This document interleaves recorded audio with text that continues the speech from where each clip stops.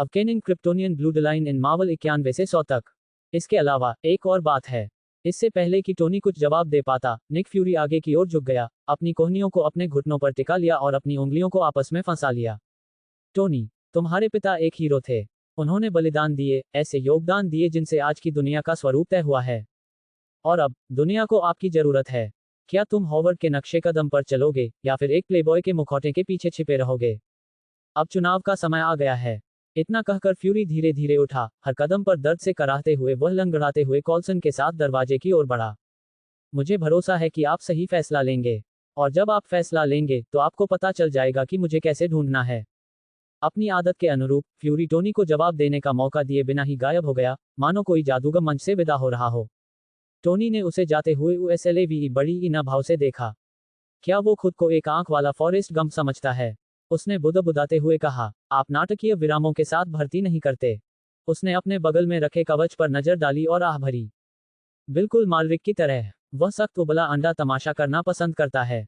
मेरे पिता की चीजों का इस्तेमाल करके मुझे बहलाना फुसलाना, हद हो गई। फिर भी, जैसे ही उसकी नजर मेज पर रखे काले बक्से पर पड़ी, उसके चेहरे के भाव बदल गए। उस वस्तु में कुछ पुरानी यादों से जुड़ा, यहां तक कि श्रद्धापूर्ण भाव भी था। देखते हैं कि बूढ़े आदमी ने क्या छोड़ा है।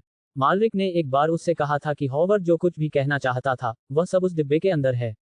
योजक चिन्ह, योजक चिन्ह, योजक चिन्ह। आधे घंटे बाद टोनी प्रयोगशाला में अकेला खड़ा था, असामान्य रूप से शांत।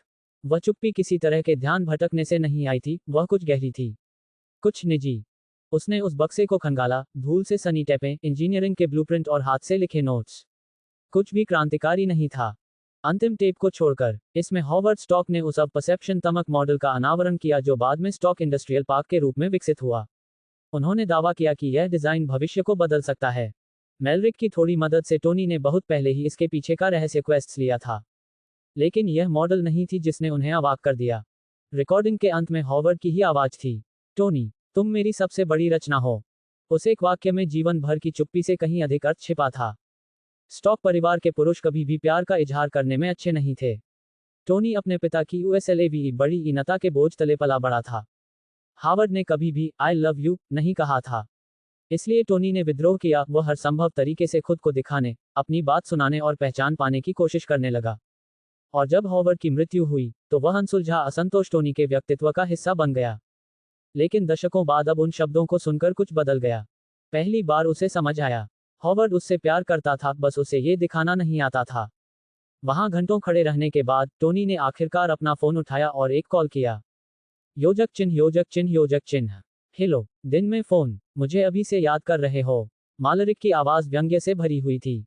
मुझे हर सुबह तुम्हारा वो चेहरा न देखने की आदत नहीं है जिसे देखकर मुक्का मारने का मन करता है। तुम्हें याद करूं? हाँ, बिल्कुल नहीं, टोनी ने उपहास उड़ाते हुए कहा। शायद थोड़ा सा, जैसे पनीर के टुकड़े, एकदम छोटे छोटे। बस कह दो, टोनी।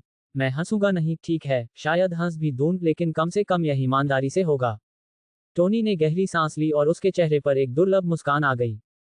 अच्छा, मैंने देखा कि बूढ़े आदमी ने क्या छोड़ा था। फ्यूरी ने तुम्हें वो पैकेज दिया।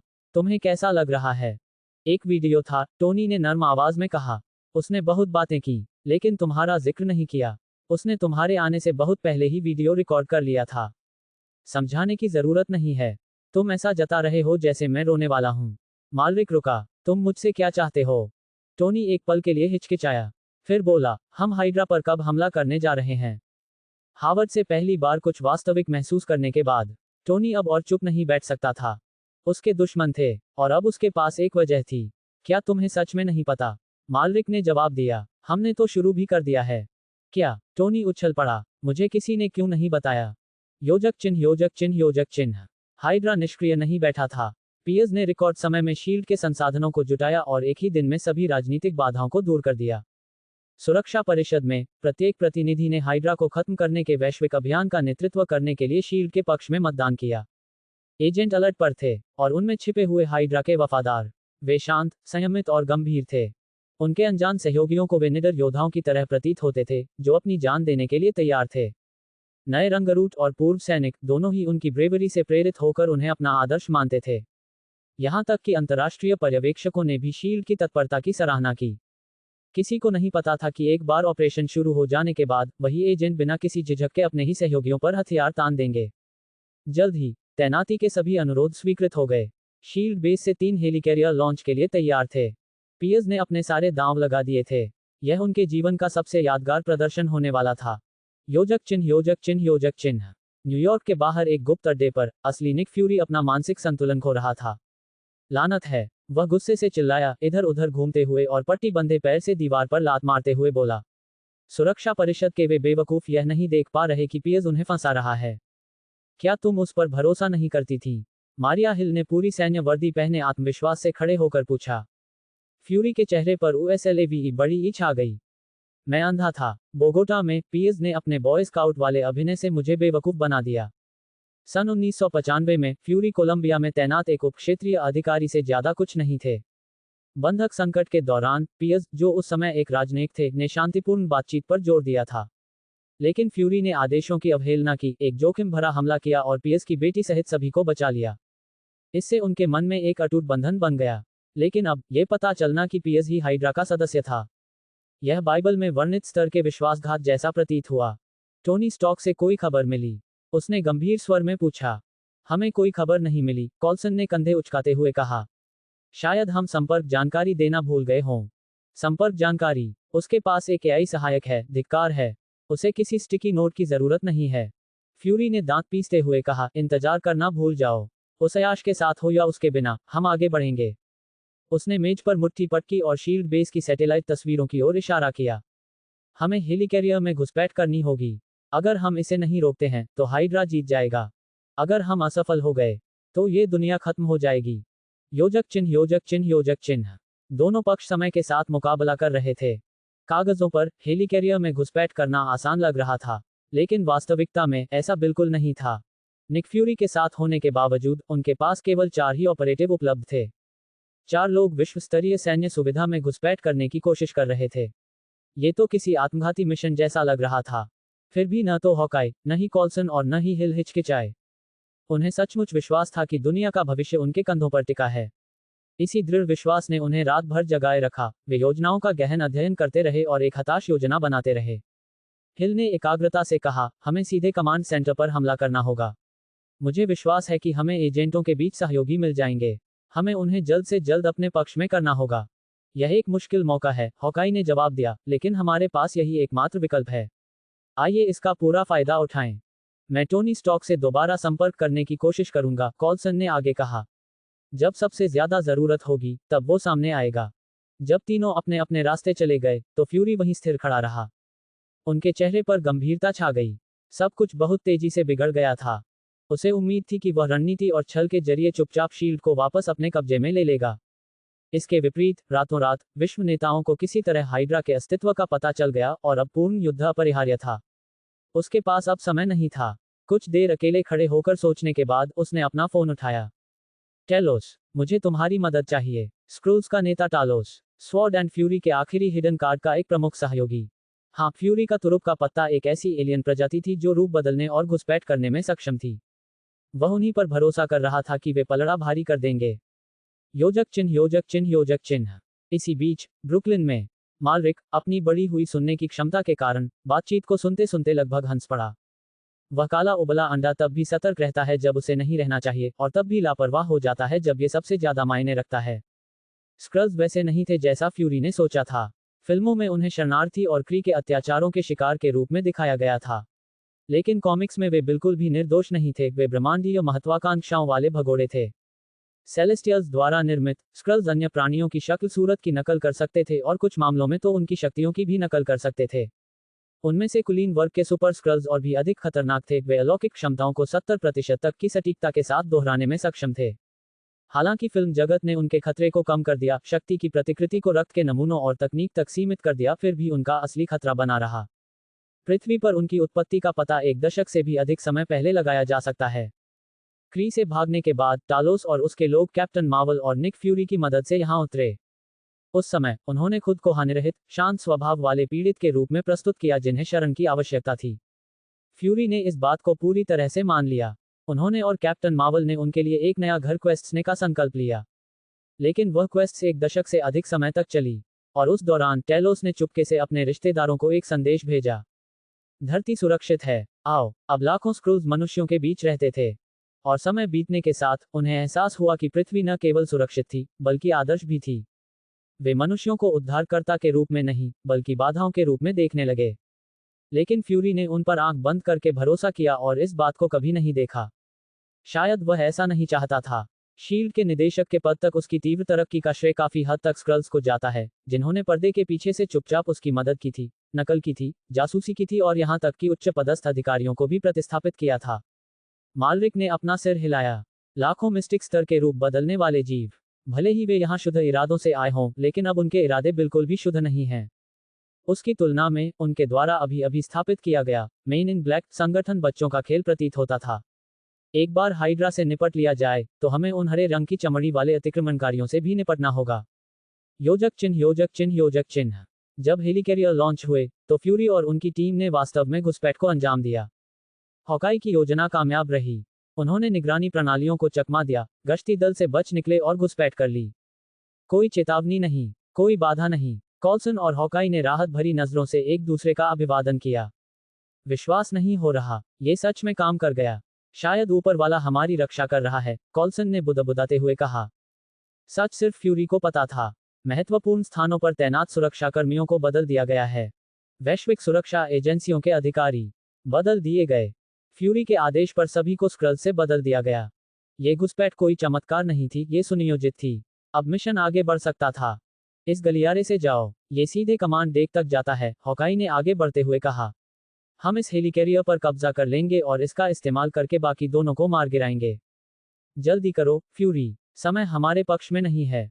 टोनी की खुफिया जानकारी से हाइड्रा के केवल शीर्ष अधिकारियों का ही पर्दाफाश हुआ था। स्क्रूज ने अभी तक उन एजेंटों से मेमोरी डेटा निकालना पूरा नहीं किया था जिन्हें उन्होंने प्रतिस्थापित किया था, इसलिए समूह के पास वफादार एजेंटों और हाइड्रा के गुर्गों के बीच अंतर करने का कोई तरीका नहीं था। नतीजा क्या निकला? एहतियात के तौर पर उनके सामने आने वाले हर एजेंट को निष्क्रिय कर दिया गया। अंततः 4 सदस्यीय टीम कमांड रूम के ऊपर स्थित वेंटिलेशन डक्ट तक पहुंच गई। ये बहुत तंग जगह थी, बस रेंग कर निकलने जितनी ही चौड़ी थी। उन्होंने संकरे छेद से नीचे झांकने के लिए अपने सिर एक साथ सटा लिए। 4 चेहरे, एक दूसरे से सटे हुए, जैसे छिलके में मूंगफली। रमलो नीचे है, फ्यूरी ने गुस्से से आंखें सिकोड़ते हुए फुसफुसाया। वो कमीना भी हाइड्रा का सदस्य है। सच में, क्रॉसबोन्स हाइड्रा है, हॉकाई ने भौहें चढ़ाते हुए कहा। अब समझ में आया कि तुम हम में से कुछ ही लोगों पर भरोसा क्यों करते हो। क्या हम सच में शील्ड हैं, या हम सिर्फ हाइड्रा के बिना वेतन वाले प्रशिक्षु हैं? ध्यान केंद्रित करो, फ्यूरी ने गुस्से से कहा। हॉकाई, रमलो का ध्यान भटकाओ। कॉल्सन, जब हिल नियंत्रण अपने हाथ में ले तो उसकी मदद करो। आपका क्या विचार है? हिल ने पूछा। मैं हूं। वहां कौन है? सामने आओ। कमांड रूम से एक आवाज सुनाई दी। शेरोन कार्टर नीचे खड़ी थी, उसने हथियार उठा रखा था। लड़ाकू साजो सामान से लैस और सतर्क अवस्था में, उसने अपनी पिस्तौल वेंट की ओर तान रखी थी, जहां 4 विकृत, भयभीत चेहरे उसकी ओर घूर रहे थे। कमरे में तनाव का माहौल छा गया। पैगी कार्टर की भतीजी होने के नाते शेरोन पर विरासत का भार था और वह अभी तक गोली चलाने के लिए तैयार नहीं थी। हिलो मत, फ्यूरी ने धीमी आवाज में आह भरी। धिक्कार है। उसके बगल में बैठे तीनों लोगों ने एक साथ अपनी आंखें घुमाईं। योजक चिन्ह योजक चिन्ह योजक चिन्ह। कुछ मिनट बाद टीम चारों तरफ से घिरी हुई थी, कमांड रूम के बीच में खड़ी थी और चारों तरफ से उन पर हथियार ताने हुए थे। निक फ्यूरी, एक अधिकारी ने हैरानी से कहा, तुम्हें तो मरा हुआ माना जा रहा था। हाइड्रा ने तुम्हें 2 दिन पहले मार डाला था। योजक चिन्ह योजक चिन्ह योजक चिन्ह। शेरोन कार्टर ने डायरेक्टर फ्यूरी को संदेह भरी नजरों से देखा। और हॉकाई, हिल और कॉल्सन का क्या हुआ? आप 2 दिन के लिए गायब हो गए थे, तो आप हाइड्रा के चंगुल में नहीं फंसे थे। सामने खड़े चारों लोगों को देखते ही उसकी निगाहें और तेज हो गईं। वह सोचने लगी कि क्या उनका हाइड्रा से कोई संबंध है। सब कुछ बहुत ही संयोगवश था। रमलो आगे बढ़ा। डायरेक्टर फ्यूरी, आप एक अहम मौके पर गायब हो गए और फिर अचानक हेलिकैरियर पर प्रकट हो गए। आपको हमें इसका स्पष्टीकरण देना होगा। उसने अपनी बंदूक निकाली और रक्षात्मक मुद्रा अपना ली। नहीं तो, ये सोचना मुश्किल नहीं होगा कि तुम हाइड्रा के साथ इस साजिश में शामिल हो। आप सही कह रहे हैं, फ्यूरी ने भौं उठाकर सिर हिलाते हुए जवाब दिया। मुझे समझाना पड़ेगा। कई हथियारों से निशाना साधे जाने के बावजूद फ्यूरी शांत रहा। उसने शांति से एक कुर्सी खींची, बैठ गया और बिना हिचकिचाए अपने आरोप लगाने वालों का सामना किया। क्या आप सच जानना चाहते हैं? ठीक है, ये रहा सच। पिछले 2 दिनों से वैश्विक उच्च स्तरीय खुफिया हलकों में हाइड्रा के बारे में अफवाहें फैल रही हैं। शील्ड की मौजूदा लामबंदी का मकसद उन्हें खत्म करना है। लेकिन अगर शील्ड पहले से ही खतरे में हो तो क्या होगा? मैं आपको अभी बता रहा हूँ, किसी को नहीं पता कि हमारे बीच पहले से ही कितने हाइड्रा एजेंट मौजूद हैं। वह अपनी कुर्सी पर पीछे झुक गया और ठंडी, हिसाब किताब भरी निगाहों से कमरे का जायजा लेने लगा। यहाँ मौजूद हर कोई उसके लिए संभावित खतरा था। उसकी नजरें पल भर के लिए हॉकाई से मिलीं। ये सब बकवास है, रमलो ने बंदूक तानते हुए कहा। जब हमें तुम्हारी सबसे ज्यादा जरूरत होती है, तब तुम गायब हो जाते हो और फिर सिर्फ अविश्वास फैलाने के लिए वापस आते हो। फ्यूरी, तुम कब से हाइड्रा बन गए? फ्यूरी की बातें सुनने के बाद जो असली शील्ड एजेंट डगमगाने लगे थे, वे अब फिर से अनिश्चित नजर आने लगे। स्टेटस बेहद अराजक थी और उनके पास कोई स्पष्ट निर्णय लेने के लिए पर्याप्त जानकारी नहीं थी। रमलो, तुम मुझे चुप कराने के लिए इतने बेताब क्यों हो? फ्यूरी की आवाज तीखी हो गई। मैं तुम्हें अच्छी तरह जानता हूँ। दिखावा करने की कोई जरूरत नहीं है। इस कमरे में और भी हाइड्रा एजेंट हैं, है ना? तो फिर यह नाटक क्यों जारी रखना? रमलो ने अपनी आंखें सिकोड़ लीं। मुझे नहीं पता आप किस बारे में बात कर रहे हैं, निदेशक। लेकिन मैं आपको राजद्रोह के आरोप में गिरफ्तार कर रहा हूँ। इतने घबराए हुए क्यों हो? एक और आवाज बीच में बोली। शील्ड के एक नियमित एजेंट ने रमलो पर हथियार तान दिया। क्या फ्यूरी सच कह रहा है? एजेंट ने बाकी लोगों की ओर मुड़कर कहा, सब लोग गोली चलाना बंद करो। क्या हम कम से कम शील्ड के डायरेक्टर पर भरोसा नहीं कर सकते? जरा सोचो, ये सब समझ में नहीं आ रहा है। रमलो ही संदिग्ध हरकतें कर रहा है। रमलो की आंखों में एक खतरनाक चमक दिखाई दी। उसकी निगाहें बोलने वाले एजेंट पर ऐसे टिक गईं जैसे कोई बाज हमला करने के लिए तैयार हो। वह जवाब देने ही वाला था कि तभी एक और आवाज ने उसे रोक दिया। आप सभी को ये प्रसारण देखना चाहिए।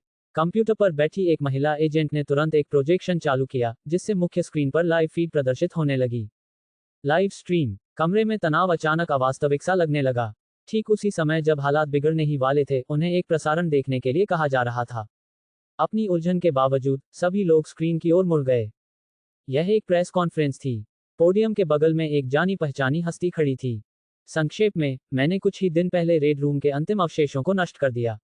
टोनी स्टॉक आराम से मेज पर कोहनियां टिकाए, आधा पीछे की ओर झुके हुए बैठे थे, फिर भी उनकी आंखें एकाग्रता से भरी हुई थीं। उसके पीछे एक वीडियो चल रहा था, जिसमें मार्क आर्मर हेलीकॉप्टर एक किले के ऊपर से उड़ता हुआ दिखाई दे रहा था। जाविस ने टोनी के हेलीकैरियर के ऊपर किए गए टोही अभियान के दौरान इसे रिकॉर्ड किया था। उनके बाहरी लेन देन से मैंने एक भयावह रहस्य का खुलासा किया। टोनी का लहजा गंभीर हो गया। हाइड्रा, वह संगठन जिसके बारे में हमने सोचा था कि द्वितीय विश्व युद्ध के साथ समाप्त हो गया था, अभी भी जीवित और सक्रिय है। उन्होंने दुनिया भर के देशों, सरकारों और गुप्त संगठनों में घुसपैठ कर ली है। आंकड़ों से मैंने ये भी अनुमान लगाया कि पूर्व निदेशक अलेक्जेंडर पियर्स भी उनमें से एक थे। तथाकथित शील्ड। उन्होंने अपने पीछे दस्तावेजी साक्ष्य प्रदर्शित करना शुरू कर दिया। ये प्रसारण टोनी और मेलरिक के बीच लंबी चर्चा के बाद लिए गए निर्णय का परिणाम था। एक लक्ष्य शील्ड के भीतर हाइड्रा की घुसपैठ को उजागर करना था। दूसरा उद्देश्य विश्व सरकारों के बीच टोनी की विश्वसनीयता को बढ़ाना था, जिससे उसके आगामी सीमा पार प्रतिशोध अभियान का मार्ग प्रशस्त हो सके। प्रेस रूम में सन्नाटा पसरा हुआ था। कई पत्रकारों को शील्ड के बारे में बहुत कम जानकारी थी और यह विचार कि हाइड्रा अभी भी मौजूद है, उन्हें बेतुका लग रहा था। ऑनलाइन लाइव स्ट्रीम के दर्शक चैट में अपनी हैरानी और अविश्वास व्यक्त कर रहे थे। लेकिन हेलीकैरियर पर प्रतिक्रिया बिल्कुल अलग थी। डायरेक्टर फ्यूरी का चेहरा गुस्से से लाल हो गया। धिक्कार है, उसने सच में इसे सार्वजनिक कर दिया। कॉल्सन, क्या तुम कल रात इसी पर काम कर रहे थे? मुझे नहीं पता, सर, कॉल्सन ने घबराए हुए अंदाज में जवाब दिया। मैंने हर संभव कोशिश की लेकिन उनसे संपर्क नहीं हो पाया। क्या? तो फिर उसे ये सब कैसे पता चला? क्या वह सचमुच रेड रूम के अड्डे पर हमला करने गया था? फ्यूरी हैरान और गुस्से से भरा हुआ लग रहा था। लेकिन जैसे ही उसने देखा कि उसके आसपास के एजेंट टोनी की बातों को ध्यान से सुन रहे हैं, उसने मौके का फायदा उठाया। तुमने खुद ही सुन लिया। टोनी स्टॉक ने पीएस को हाइड्रा का सदस्य बताकर बेनकाब कर दिया है। क्या तुम्हें अब भी मुझ पर शक है? फ्यूरी स्थिर खड़ा रहा, निगाहें दृढ़ थीं। रमलो, तुम और पीएस दोनों हाइड्रा के सदस्य हो। कब तक ये दिखावा करते रहोगे? ये देखकर रमलो गुस्से से भड़क उठा। उसने अपना हाथ उठाया और बंदूक सीधे फ्यूरी की ओर तान दी।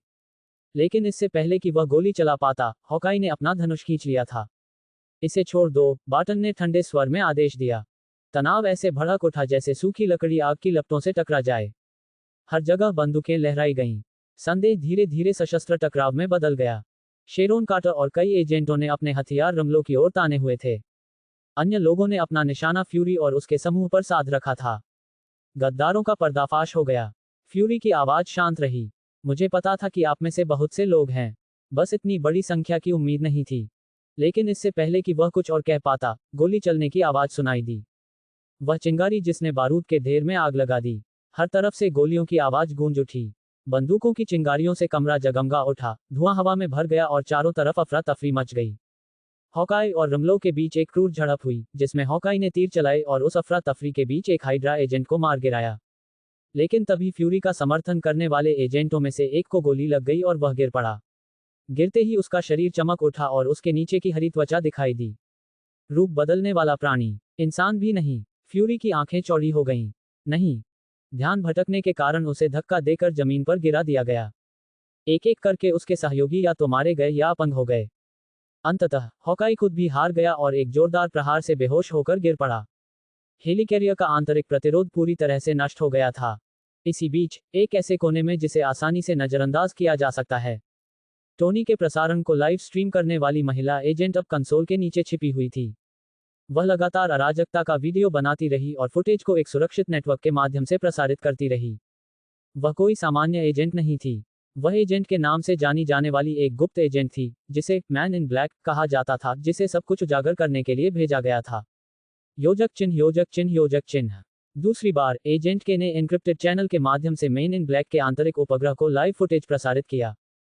हेलिकैरियर के अंदर मैरी, जिसे एजेंट एम के नाम से जाना जाता है, ने फुटेज को स्थानांतरित किया और इसे एक सुरक्षित डार्क वेब फोरम पर अपलोड कर दिया।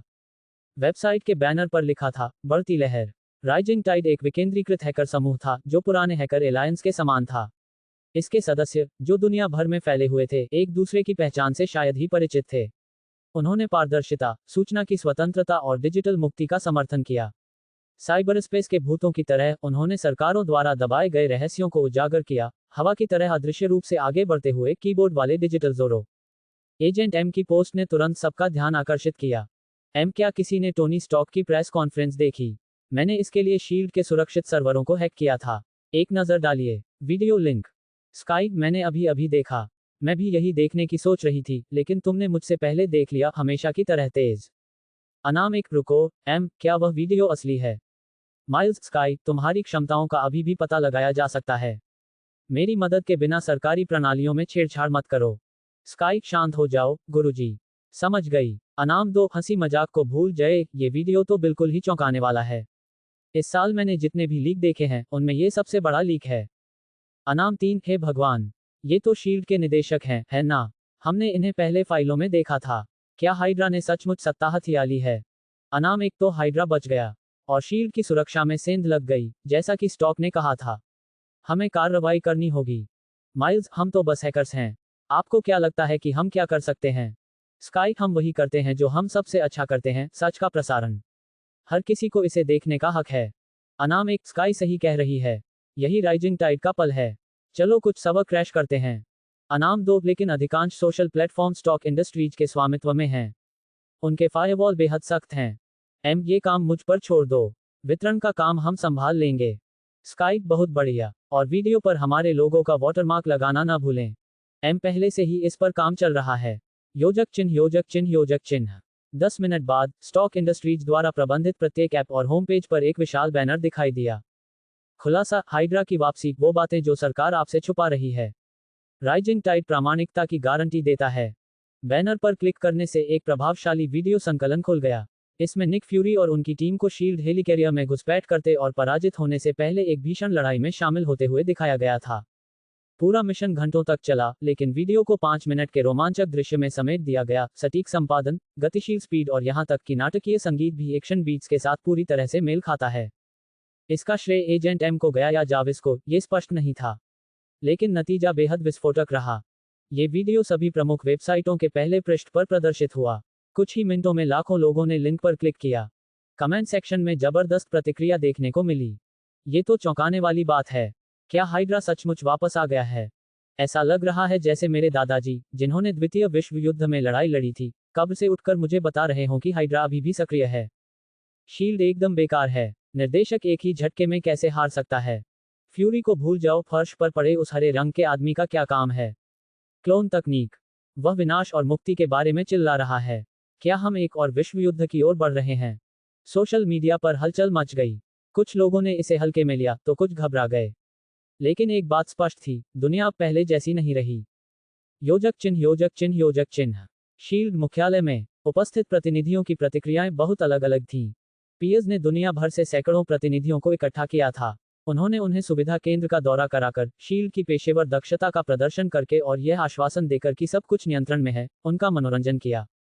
उन्होंने दोपहर के भोजन का भी इंतजाम किया। उन सब के सामने, उन्होंने एजेंट सिटवेल को बुलाया, जिन्होंने शांत भाव से बताया कि सब कुछ योजना के अनुसार चल रहा है। प्रतिनिधि शील्ड की शक्ति पर भरोसा रखते हुए निश्चिंत हो गए। लेकिन फेट ने अपना खेल खेला।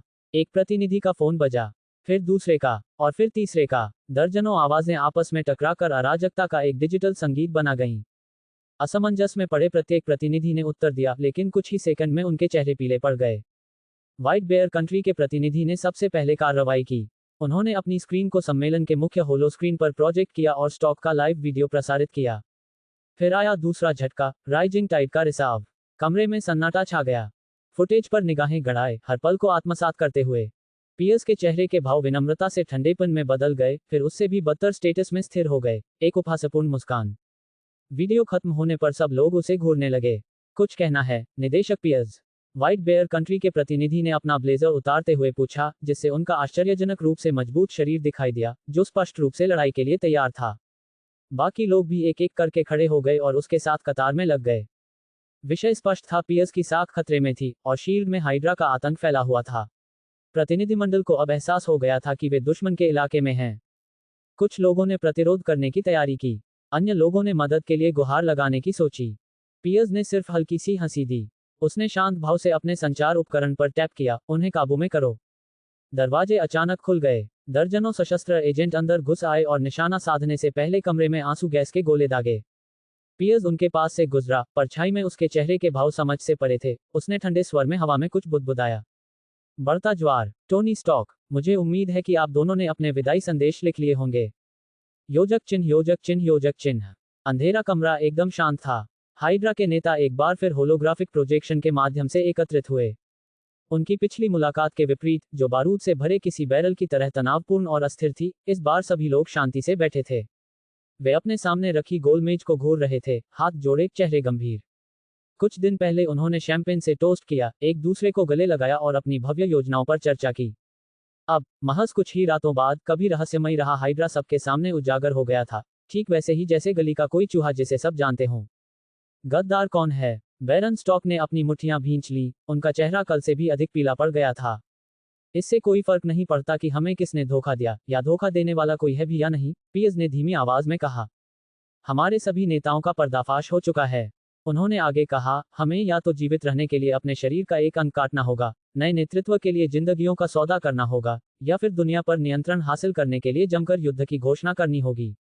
पियर्स की आवाज में स्पष्ट और असंदिग्ध शब्दों में, युद्ध के लिए जाओ, गूंज उठा।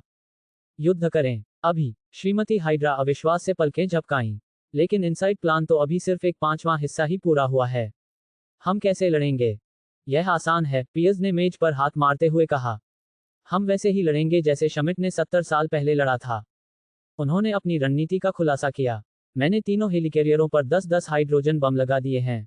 अब इनका इस्तेमाल करने का समय आ गया है। रमलो और उनकी टीम विमानवाहक पोतों और उनके परमाणु हथियारों की कमान संभालकर दुनिया भर के हर गुट पर दबाव बनाएगी। हम मध्य पूर्व पर कब्जा कर लेंगे। यह इलाका बारूद का ढेर है। हमारे सैनिक पहले से ही वहां तैनात हैं, जो युद्ध शुरू करने के लिए एकदम उपयुक्त जगह है। क्या आप सहमत हैं? पियर्स की आंखें आधी झुकी हुई थीं, लेकिन तलवार की तरह तेज थीं। क्या कुछ गड़बड़ है? श्रीमती हाइड्रा ने चुनौती भरे लहजे में पूछा। उनमें से अधिकतर सैनिकों को टोनी स्टॉक ने निष्कासित कर दिया था।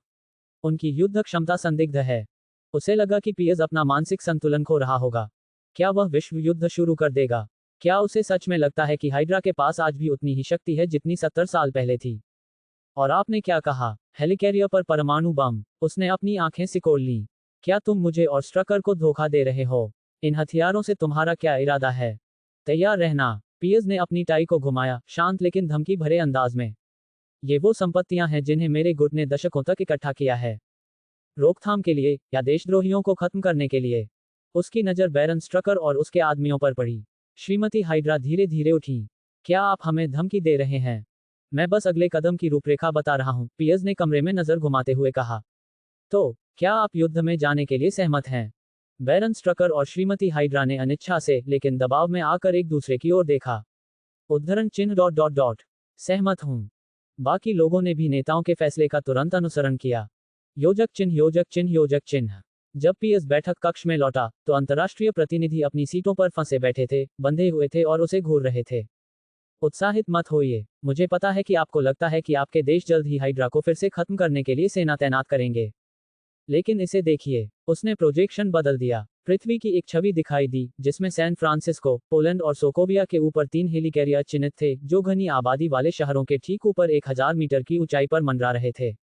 ये पद मूल रूप से सरकारों द्वारा हाइड्रा को खत्म करने में सहायता के लिए दी गई अस्थायी अनुमतियां थीं। अब वे तलवारें उनके सिर पर लटक रही थीं। अब इसे देखो। स्क्रीन पर विमानवाहक पोतों पर लगे मिसाइल प्रक्षेपण प्रणालियों की कतारें दिखाई देने लगीं, जिनमें मिसाइलें दागने के लिए तैयार थीं। प्रत्येक हेलीवाहक 10 हाइड्रोजन बम ले जाता है, जिनमें से प्रत्येक की क्षमता 1 मिलियन टन होती है। तुम्हें पता है कि इसका क्या मतलब है?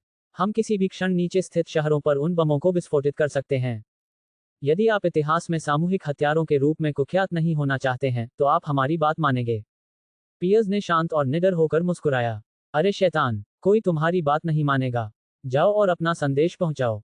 एक कांपती हुई आवाज ने चिल्लाकर कहा। कोई जरूरत नहीं, पियर्स ने शांत भाव से जवाब दिया। मेरा संदेश पहले ही रिकॉर्ड हो चुका है और हर देश को भेज दिया गया है। वह आराम से पीछे झुककर बैठ गया। अब मुझे समझ आया कि फ्यूरी बात करते समय हमेशा पीछे क्यों झुकता है। ये वाकई आरामदायक है। योजक चिन्ह योजक चिन्ह योजक चिन्ह। पियर्स की योजना शुरू में कारगर साबित हुई। किसी भी देश ने जल्दबाजी में कोई कदम उठाने की हिम्मत नहीं की, ये जानते हुए कि लाखों लोग इन वाहकों के नीचे रहते हैं। हाइड्रा को उकसाने का मतलब परमाणु तबाही और भारी जनसंहार होगा। हाइड्रा की बदनामी और भी गहरी होती जाएगी, लेकिन जिम्मेदार राष्ट्र हमेशा के लिए निंदा का पात्र बन जाएगा। योजक चिन्ह योजक चिन्ह योजक चिन्ह। इसी बीच स्काई और उसके पूर्व प्रेमी माइल्स, जो राइजिंग टाइड बैंड के सदस्य हैं, ने पियर्स द्वारा अन्य देशों को भेजे गए वीडियो को इंटरसेप्ट कर लिया। भयभीत होकर उन्होंने तुरंत इसे ऑनलाइन दोबारा जारी कर दिया। पियर्स की धमकियों ने भीषण विवाद को जन्म दिया, विशेषकर वे लोग जो वाहकों के अधीन रहते हैं। जब मेरे सिर के ऊपर मौजूद 10 परमाणु बम फटे तब मुझे जगा देना। सैन फ्रांसिस्को के निवासियों ने अपशब्द कहे, जिससे कंटेंट मॉडरेशन सिस्टम सक्रिय हो गए। सोकोविया ने ऐसा क्या किया था कि उसे हाइड्रोजन बमों का सामना करना पड़ा? युद्ध ने तो हमें पहले ही तोड़ दिया था। सोकोव के शरणार्थी रो पड़े। वो जहाज पोलैंड के किस शहर के ऊपर मंडरा रहा है? फिर से नहीं। अधिकांश इंटरनेट उपयोगकर्ता संशय में थे लेकिन चिंतित भी थे। इन विमानवाहक जहाजों के अधीन स्थित शहरों में अराजकता फैल गई। योजक चिन्ह योजक चिन्ह योजक चिन्ह। हेलिकैरियर पर निक फ्यूरी और उनकी टीम कैदी थे, जिन्हें कमांड रूम के एक कोने में बांध दिया गया था। रमलो और हाइड्रा के एजेंट गिरे हुए स्क्रूल्स के शवों के चारों ओर खड़े होकर तेवर चढ़ा रहे थे। फ्यूरी, अगर हमने कुछ नहीं किया तो हाइड्रा जीत जाएगा, हॉकाई ने फुसफुसाते हुए कहा। कोई योजना है क्या? हाँ, फ्यूरी ने हाइड्रा एजेंटों के बीच कुछ आकृतियों को देखते हुए कहा। क्या योजना है? इंतजार। किसके लिए इंतजार? किसी का इंतजार करो। बाटन की आंखें फड़क उठीं। अगर हम सब मरने वाले हैं तो बस कह दो। जिस व्यक्ति का मैं इंतजार कर रहा था वह यहाँ है। एक लंबा पतला हाइड्रा एजेंट टहलते हुए वहां से गुजरा। धत, एक चाकू जमीन पर गिर पड़ा। हॉकाई की आंखें चौड़ी हो गईं। अभी भी दावा कर रहे हो कि तुम हाइड्रा नहीं हो? रुको, क्या वह कोई एलियन था? इस जानकारी के लिए आपके पास अनुमति नहीं है, फ्यूरी ने अपने पैर से चाकू को धक्का देते हुए कहा। अगर मुझे पता भी ना होता तो भी मैं यही अनुमान लगाता कि वे रूप बदल लेते हैं। ये खतरनाक है, फ्यूरी। नहीं, वे पृथ्वी के लिए मित्रवत हैं। कोई खतरा नहीं है। वे फुसफुसा रहे थे, तभी अचानक गोली चलने की आवाज सुनाई दी। सबने मुड़कर देखा। रमलो की बंदूक से धुआं निकला। फ्यूरी के पास से गुजर रहा एजेंट गिर पड़ा, उसकी भौं में गोली लगी थी। उसकी त्वचा का रंग बदलकर हरा हो गया, जिससे पता चला कि वह एक स्क्रूल था। नहीं, फ्यूरी चिल्लाया। उसी क्षण हाइड्रा एजेंटों में से 6 अन्य लोग हौंकते हुए बोले, डाली। रमलो ने तेजी से 6 गोलियां चलाईं और उन सभी को मार डाला। कितना कमीना है! धिक्कार है तुम पर, रमलो, फ्यूरी ने शाप दिया। तुमने उन्हें मार डाला, तुम हाइड्रा के गद्दार हो, फ्यूरी चिल्लाया। रमलो ने कुछ नहीं कहा और अपनी बंदूक के बट से फ्यूरी के जबड़े पर वार किया, जिससे वह बेहोश हो गया। खतरा टल गया है, काम पर लौट आओ और आदेशों की प्रतीक्षा करो, रमलो ने ठंडे लहजे में आदेश दिया। हाइड्रा के एजेंटों ने अपना काम फिर से शुरू कर दिया। एजेंट के ने इस पूरे दृश्य को रिकॉर्ड किया और इसे बाहर प्रसारित कर दिया। योजक चिन्ह योजक चिन्ह योजक चिन्ह। एजेंट के हेलिकैरियर के एक अंधेरे एकांत कोने में छिपी रही। उसकी बढ़ी हुई फुर्ती और त्वरित प्रतिक्रियाओं ने उसे बिना किसी आवाज के हाइड्रा के घेरे को पार करने में सक्षम बनाया। जैसे ही उसने आराम करने के लिए अपनी आंखें बंद की, उसकी कलाई पर लगा बैंड हल्का सा कंपन करने लगा। स्क्रीन पर एक बार टैप करने से मालरिक का एक सुरक्षित संदेश दिखाई दिया। वीडियो मिल गया। बढ़िया काम, निक फ्यूरी और उनकी टीम को तुरंत बाहर निकालो। मेलरिक, जो इस समय हेलिकैरियर पर था, ने अभी अभी पीछे हटने का आदेश जारी किया था। मेन इन ब्लैक के भीतर उसका कोड नाम था। वह भी स्क्रोल फुटेज जारी करने के लिए तैयार नहीं थे। हाइड्रा का पर्दाफाश वैश्विक जनता के लिए काफी चौंकाने वाला था फिलहाल के लिए। मालरिक के लिए एलियन रहस्य का खुलासा उसकी योजना के अगले चरण के लिए टाला जा सकता था, जहां इसका अधिकतम प्रभाव पड़ता। जनता का गुस्सा चरम पर था, इसलिए वह इस मौके का फायदा उठाकर स्क्रल्स को पूरी तरह से पृथ्वी से खदेड़ सकता था। जहां तक उजागर हुए स्क्रोल शव की बात है, उसे फ्यूरी पर भरोसा था कि वह एक झूठी कहानी गढ़ देगा। मालरिक को अक्सर लगता था कि उसके लिए एक शॉक वैल्यू मीटर होना चाहिए। अगर ऐसा कोई सिस्टम होता, तो अब तक उसने जो वैश्विक अराजकता फैलाई थी, उसके आधार पर शायद उसे एक छोटे सुपरमैन जैसी ताकत मिल जाती। योजक चिन्ह, योजक चिन्ह, योजक चिन्ह। हेलिकैरियर पर एजेंट के ने संदेश बंद कर दिया और अपना डिवाइस बंद कर दिया। समझ गई, बॉस, उसने धातु का ब्रीफकेस उठाते हुए फुसफुसाया। बड़े ही सधे आत्मविश्वास के साथ वह परछाई से बाहर निकली। उसकी पतली काया किसी नर्तकी की तरह लहरा रही थी, संतुलित और घातक। एजेंट के एशियाई मूल की थी। मूल रूप से रेड रूम की एक एजेंट, वह हाइड्रा की एक अनुसंधान प्रयोगशाला में तैनात थी। उसकी प्रतिभा ने जल्द ही हाइड्रा का ध्यान आकर्षित किया और उन्होंने उसे शील्ड की अकादमी में स्थानांतरित कर दिया। हाइड्रा ने उसे ब्रेन वॉश करने की कोशिश की थी, लेकिन उनके तरीके रेड रूम के तरीकों की तुलना में बहुत पुराने थे। अगर नताशा रोमानोफ ने 1 महीने पहले उसे कॉग्निटिव इनहिबिटर का इंजेक्शन न लगाया होता, तो एजेंट के शायद अभी भी फिट्स और सिमंस के साथ प्रयोग कर रही होती। जैसे ही वह नजर आए, हाइड्रा के एक एजेंट ने अपना हथियार उठा लिया। रुक जाओ। रमलो ने उसका चेहरा पहचानते हुए हाथ उठाकर उसे रोक दिया। तुम कैटलिन हो, है ना? आखिरी बार जब मैंने सुना था, तुम प्रयोगशाला में थी। मुझे एक विशेष टास्क सौंपा गया है, उसने शांत भाव से कहा। उसकी ओर से। उसने ये स्पष्ट नहीं किया कि वह कौन था। रमलो के पास से गुजरते हुए, वह थोड़ा झुकी और फुसफुसाते हुए बोली, हेल हाइड्रा। सही कोड। रमलो की झिझक गायब हो गई। अगर उसे यह वाक्यांश पता था, तो उसे मंजूरी मिल गई थी। वह उन्हीं में से एक थी। उन्होंने पीछे हटने का संकेत दिया और बाकी लोग अपने अपने स्थानों पर लौट गए। रमलो ने यह नहीं पूछा कि उसे फ्यूरी को जिंदा रखने की जरूरत क्यों थी, या वह उसे और दूसरों को मारने के बजाय अपने साथ क्यों ले जा रही थी।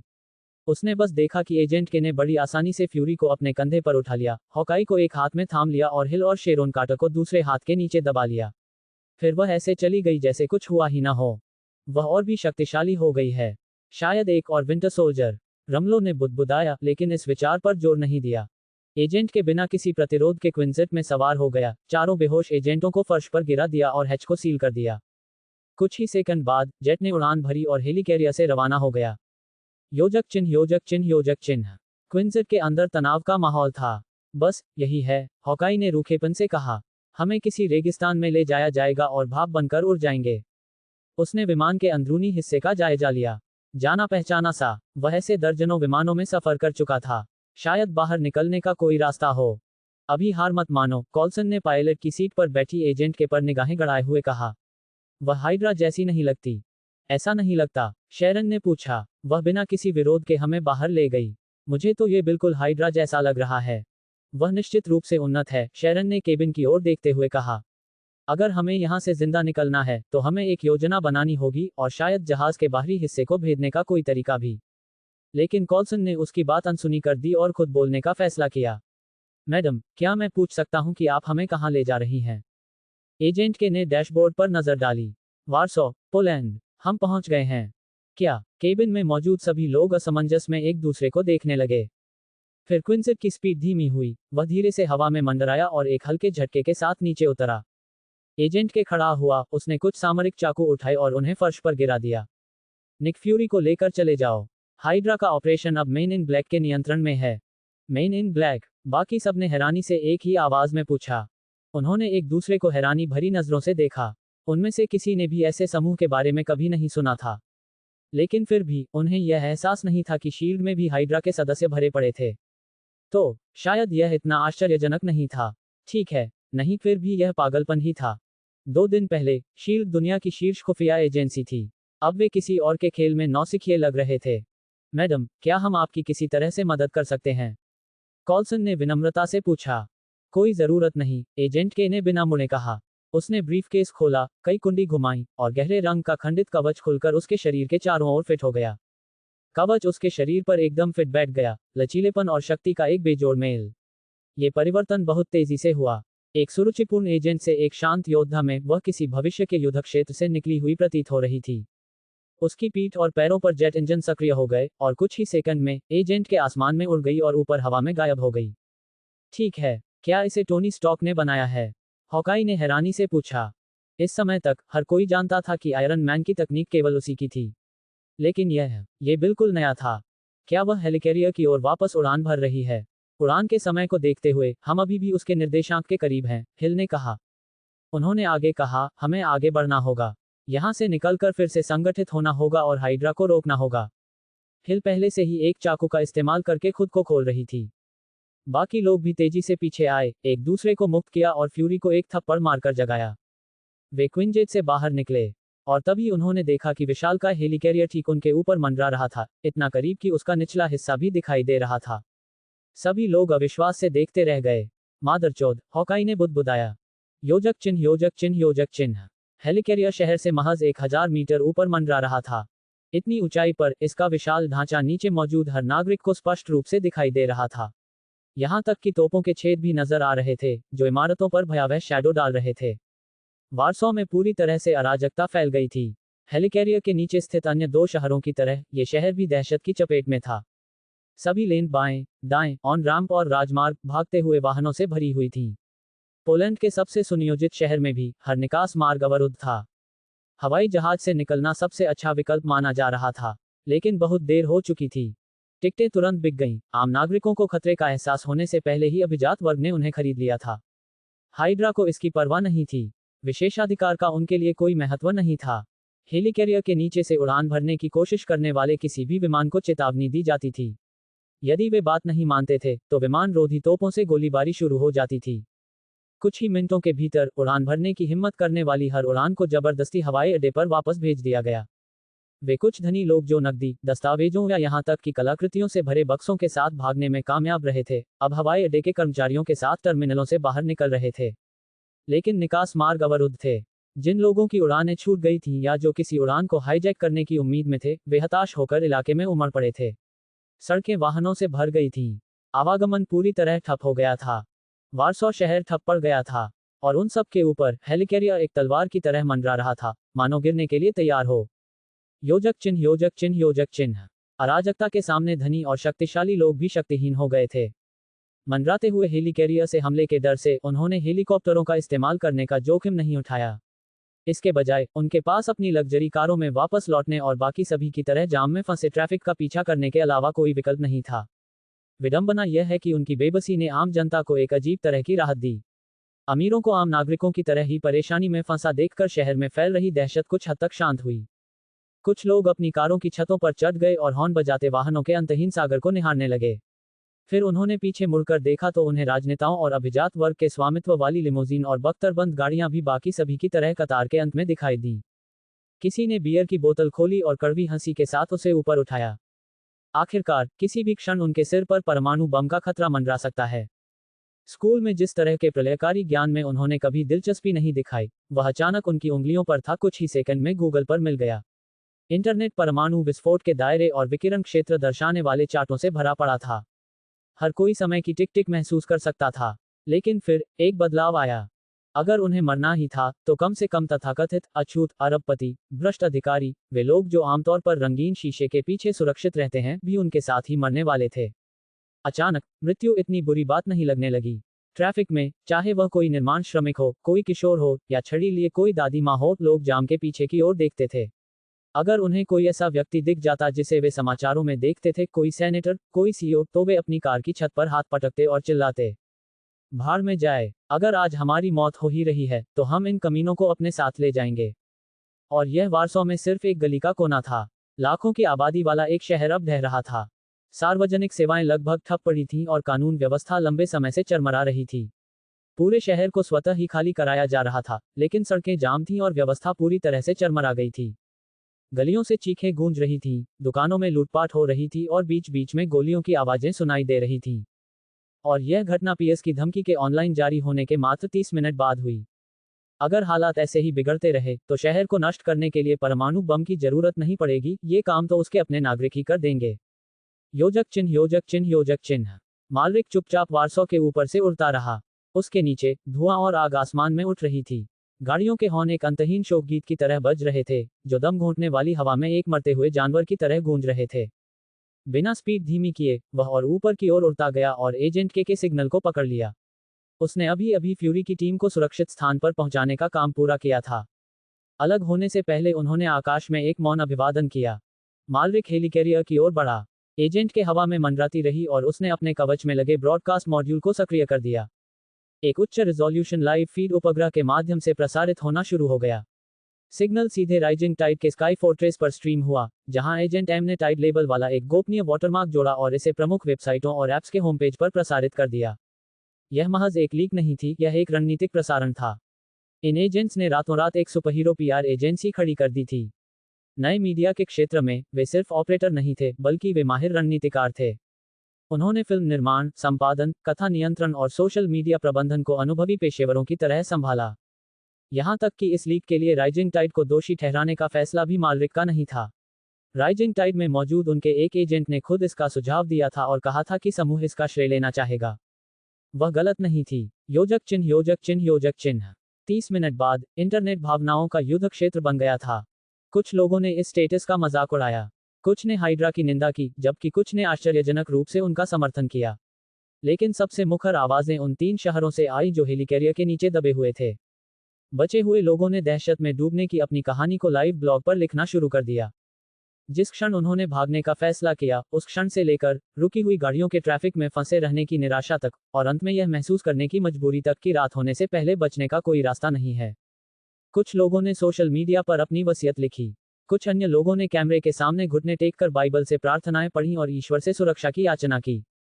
हताशा के कई रूप होते हैं, और इसी बीच एक अजीब सी आवाज उठी। ये संदेश मध्य पूर्व और अफगानिस्तान के उपयोगकर्ताओं से आया था, जो खुद को न्यू प्रोटेस्टेंट सुपरमैन चर्च के अनुयायी बताते थे। उन्होंने आशा के संदेश पोस्ट किए, लोगों को निराश न होने के लिए प्रोत्साहित किया। उन्होंने लिखा, सुपरमैन आएगा। उसने इससे भी बुरे दुश्मनों को हराया है। वह तुम्हें बचाएगा। शुरू में तो यह एक भ्रम जैसा लगा, लेकिन जैसे ही उनकी पोस्ट फैली, एक घटना की यादें ताज़ा हो गईं। दुनिया को अचानक उस व्यक्ति की याद आ गई जो 1 महीने से अधिक समय पहले लापता हो गया था। एक ऐसा व्यक्ति जो कभी जेरिको मिसाइल के विस्फोट क्षेत्र में बाल बाल बच गया था। क्या उस जैसे किसी व्यक्ति को ही उद्धारकर्ता बनने के लिए नहीं भेजा गया था? जल्द ही ट्रेंडिंग पोस्ट हर प्लेटफॉर्म पर छा जाने लगे। सुपरमैन कहाँ है? केवल सुपरमैन ही हाइड्रा को रोक सकता है। सुपरमैन, दुनिया को तुम्हारी जरूरत है। कुछ प्रशंसकों ने तो उसकी मदद के बदले में आपत्तिजनक इनाम भी पेश किए। एक इन्फ्लुएंसर ने लिखा, अगर तुम शहर को बचा लेते हो तो तुम मुझे पूरी रात के लिए अपने साथ रख सकते हो। और फिर ठीक उसी समय जब विश्वास लालसा में बदल गया, एक नया लाइव स्ट्रीम दिखाई दिया। इस पर टाइड का वाटरमार्क था और एक आकर्षक शीर्षक था, सुपरमैन का आगमन। यूजर्स ने फीड पर धावा बोल दिया। उन्होंने सबसे पहले क्या देखा? अपने सूट में लिपटे, पीछे लहराते हुए लबादे के साथ मालरिक सीधे हवा में मंडराते हेलिकैरियर की ओर उड़ रहा था। योजक चिन्ह योजक चिन्ह योजक चिन्ह। सुपरमैन, हे भगवान, ये सचमुच वही है। उसने हमारी बात सुन ली। वो तो कॉमिक्स के किरदार से भी ज्यादा हैंडसम है। इसे कौन फिल्मा रहा है? ड्रोन से? रुको, क्या होगा अगर वह भी हाइड्रा हो? बिल्कुल नहीं, वही एकमात्र व्यक्ति है जो परमाणु बम से बच सकता है। अगर कोई इसे रोक सकता है तो वह वही है। स्ट्रीम पर तुरंत ही टिप्पणियों की बाढ़ आ गई। जैसे ही मालरिक पास आया, कैमरे ने उसकी केप को ऊंचाई पर चलने वाली तेज हवाओं में जोर से लहराते हुए कैद कर लिया। वह हेलिकैरियर के नीचे पहुंचा और अपने दोनों हाथ उसके पतवार के नीचे रख दिए और धक्का दिया। विशालकाय जहाज स्पष्ट रूप से कांप उठा। फिर यह धीरे धीरे बढ़ने लगा, पहले धीमी स्पीड से, फिर तेज स्पीड से। जैसे ही हजारों टन वजनी हेलिकैरियर नामक जहाज वायुमंडल में और ऊपर उठा, कैमरा जूम आउट हो गया। मालरिक नहीं रुका। वह तब तक ऊपर चढ़ता रहा जब तक कि वह और वाहन दोनों बादलों में गायब नहीं हो गए। योजक चिन्ह योजक चिन्ह योजक चिन्ह। मैं वारसो में हूं। ये सच है। वह हवाई यान अभी अभी आकाश में गायब हो गया। वह इंसान नहीं है। वह तो भगवान है। वह पहले सैन फ्रांसिस्को क्यों नहीं आया? मेरा मतलब है, हाँ, ठीक है, वह इसे हिला सकता है, लेकिन ये फिर भी एक परमाणु बम है। विस्फोट में उसकी मौत हो सकती है। बिल्कुल नहीं। अगर वो उस चीज को उठा सकता है, तो आप जानते हैं कि उसका शरीर कितना मजबूत होगा। वो किसी भी चीज का सामना कर सकता है। तो विकिरण का क्या? वह अभी वहीं मर रहा होगा। योजक चिन्ह योजक चिन्ह योजक चिन्ह। सिर्फ इंटरनेट ही नहीं, बल्कि पूरी दुनिया सदमे में थी। हाइड्रा के कमांड सेंटर के अंदर अफरा तफरी मच गई। शील्ड मुख्यालय में पीएस बौखलाया हुआ था। तुम बेवकूफ हो, रमलो, फ्यूरी आखिर कैसे बच निकला? अभी 1 घंटा भी नहीं बीता है और तुमने सुपरमैन को पहले ही आने दिया। उसने एक कुर्सी को लात मारकर गिरा दिया। फिर एक और ये सुपरमैन, ये हमारे हेलिकैरियर को कहाँ ले जा रहा है? मैं इसे मरा हुआ देखना चाहता हूँ। इसे मार डालो, अभी। उसके सामने 3 प्रकाश स्क्रीनें मंडरा रही थीं, जिन पर तीनों हेलिकैरियर के कमांड सेंटर दिखाए जा रहे थे। रमलो सेंटर फीड में सावधान मुद्रा में खड़ा था, उसके होंठ कसे हुए थे और वह तनावग्रस्त था। हमने कोशिश की, महोदय, लेकिन सुपरमैन, उसने एक बार जेरिको मिसाइल का सीधा हमला झेला था और जरा भी विचलित नहीं हुआ था। फिलहाल हमारे पास उसे घायल करने का कोई कारगर तरीका नहीं है। योजक चिन्ह, योजक चिन्ह, योजक चिन्ह। उसे मारने का कोई कारगर तरीका नहीं है। क्या हम बस यूं ही बैठे रहेंगे जबकि वह हमारे हवाई पोतों को अंतरिक्ष में ले जा रहा है? तो फिर सब खत्म हो जाएगा। युद्ध अभी शुरू ही हुआ है और हम पहले ही हार चुके हैं सुपरमैन से। पीएस शील्ड के कॉन्फ्रेंस रूम में गुस्से से इधर उधर घूम रहा था। विभिन्न देशों के प्रतिनिधि मौन तिरस्कार के साथ उसे देख रहे थे, मानो उसका गुस्सा फूट रहा हो। अचानक पीएस अपनी जगह पर रुक गया, उसकी आंखों में एक विचार की चमक थी। हमारे पास अभी भी परमाणु हथियार हैं। रमलो, जहाज पर मौजूद सभी हाइड्रोजन बमों को विस्फोटित करो। उस कमीने को आसमान से गिरा दो। रमलो का चेहरा पीला पड़ गया। सर, हम अभी भी एयरबोर्न एयरक्राफ्ट करियर पर हैं। अगर परमाणु बम फट गए तो हम भी मर जाएंगे। हाँ, तुम्हारी मृत्यु होगी, पीएस ने सहजता से उत्तर दिया, लेकिन तुम्हारी मृत्यु सार्थक होगी। वह अजीब तरह से शांत होकर मुस्कुराया। रमलो, क्या तुम्हें वह नारा याद है जो तुम हमेशा चिल्लाते हो? इसे फिर से कहो। रमलो हिचकिचाया, फिर बुदबुदाया। Hello hydra. हम पीढ़ियों से यही नारा लगाते आ रहे हैं। एक सिर काटो, 2 और उगाएंगे। आज तुम्हारा बलिदान हाइड्रा के भविष्य को सुनिश्चित करता है। नए रमलो तुम्हारे पीछे आएंगे। पीएस ने अपना हाथ जोर से नीचे पटका। विस्फोट करो, उन सभी को। सैनिकों, खुश हो जाओ। तुम्हारी ब्रेवरी के कारण सुपरमैन भी गिर जाएगा। रमलो आदेश को समझने की कोशिश करते हुए वहीं जम गया, लेकिन फिर अचानक हरकत में आ गया। जी हाँ, अधिकारी जी। उसने ट्रांसमिशन काट दिया। योजक चिन्ह, योजक चिन्ह, योजक चिन्ह। विमानवाहक पोत पर रमलो ने अपनी टीम की ओर मुड़कर जबरदस्ती मुस्कुराया। सुपरमैन को हम हरा नहीं सकते। अधिकारी ने सामरिक रूप से पीछे हटने का आदेश दिया है। पलक झपकते ही दर्जनों बंदूकें उसकी ओर मुड़ गईं। धिक्कार है, उसने बुदबुदाया। मुझे पता था। उसने निकटतम सैनिक पर झपट्टा मारा, लेकिन गोलियों की बौछार बेरहम थी। जब ये सब समाप्त हुआ, तो रमलो सहित 7 शव फर्श पर पड़े थे। वह कैप्टन अमेरिका नहीं था। उसके पास जीतने का कोई मौका नहीं था। आंतरिक विद्रोह से निपटने के बाद बचे हुए सबसे उच्च पदस्थ हाइड्रा ऑपरेटिव ने कमान संभाली। सभी परमाणु बम तैयार हैं। 1 मिनट में विस्फोट होगा। उसकी आवाज खोखली, भावहीन थी, मानो मृत्यु का अब कोई महत्व ही न रह गया हो। तभी सुपरमैन के कवच में लिपटे मालरिक एक भूत की तरह कमांड सेंटर में प्रकट हुए। मुझे परेशान मत करो, उसने लापरवाही से कहा, मैं बस कुछ नमूने लेने आया हूं। उसने 2 स्क्रूल शवों को उठाया और फिर गायब हो गया। एजेंट एम, स्क्रल्स को वापस लाने के लिए किसी को भेजो। जल्दी करो। उनके जाने के काफी देर बाद भी उनकी आवाज कमरे में गूंजती रही। हाइड्रा के सैनिकों ने हैरानी भरी निगाहों से एक दूसरे को देखा। लेकिन फिर, बिना कुछ कहे, वे विस्फोट की तैयारी में जुट गए। योजक चिन्ह, योजक चिन्ह, योजक चिन्ह। पृथ्वी से बहुत ऊपर, एजेंट के, जो अभी भी अपने आर्मर कैंप से लाइव स्ट्रीमिंग कर रही थी, ने मालरिक से बात की। उसने अपनी पुरानी मुद्रा को पुनः धारण कर लिया था। भुजाएं फैलाकर वह विशाल विमानवाहक पोत को पृथ्वी की सतह से और दूर ले जा रहा था। स्क्रूल के शव पहले ही स्काई फोर्ट्रेस में पहुंचा दिए गए थे। जैसे ही मालरिक कैमरे पर दोबारा दिखाई दिए, बुलेट चैट में हलचल मच गई। सुपरमैन, मेरा सुपरमैन, वह लगभग कार्बन रेखा के पास पहुंच गया है। इतनी ऊंचाई पर जाना तो पागलपन है। ताकत, गति, मिसाइल प्रतिरोध, वह वाकई में असाधारण है। क्या पृथ्वी पर क्रिप्टोनेट मौजूद भी है? वह तो अजेय है। उस पर परमाणु बम से हमला होगा। हाइड्रोजन बम से कोई नहीं बचता। वह खुद को कुर्बान कर रहा है। धिक्कार है हाइड्रा पर। प्रसारण के दौरान तेज हवा की आवाज सुनाई दी, जो एजेंट के कवच से टकरा रही थी। पूरी दुनिया ने उस हवा की आवाज सुनी। वे चुपचाप देखते रहे जैसे मालरिक, एक अकेला व्यक्ति, एक दैत्य की तरह विमानवाहक पोत को थामे हुए था, उसे अंतरिक्ष की ओर निश्चित मृत्यु की ओर धकेल रहा था। यहां तक कि संशयवादी भी चुप हो गए। वह तस्वीर इतिहास में हमेशा के लिए अंकित हो गई। अगर मालरिक विस्फोट में मारा भी जाता, तो भी दशकों बाद भी लोग उसे याद रखेंगे। वे इस पल को हमेशा याद रखेंगे, वारसो के ऊपर, जब सुपरमैन के सूट में एक व्यक्ति अकेले आकाश में उठा, लाखों लोगों की जिंदगियां अपने हाथों में लिए हुए, सूर्य की रोशनी और बादलों में लिपटा हुआ। बुलेट चैट बंद हो गई। नदी में एकदम सन्नाटा छा गया। फिर बिना किसी चेतावनी के करियर में विस्फोट हो गया।